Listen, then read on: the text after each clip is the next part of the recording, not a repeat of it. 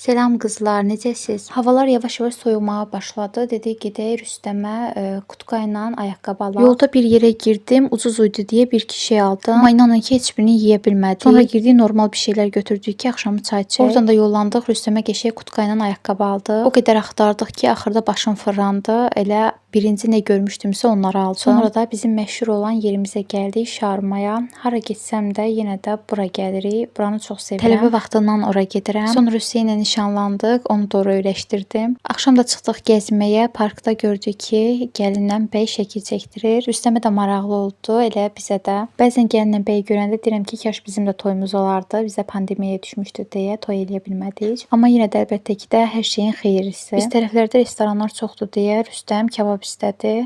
Hüseyn də yaxşı ki, yaxın idi deyə gedib aldı. Bu yaxınlarda da Rüstəmin xalası qızının ad günü idi. Mən rayondan təzə gəlmişdim deyə gedə bilmədim. Rüstəm də xalası qızını görüb deyir ki, mən tort istəyirəm üfləmək üçün. Bizə demək olar ki, tort yeyilmir. Ad günlərimizə də balaca alırıq. Arada belə alıb dadına baxırıq. Hüseynin də bir xasiyyəti varsa, üfürüldüsə o tortu yemir. Mən də eləyəm. Tortun üzünü atıb elə yeyirəm. Amma bu tortu isə Rüstəm üfləmir.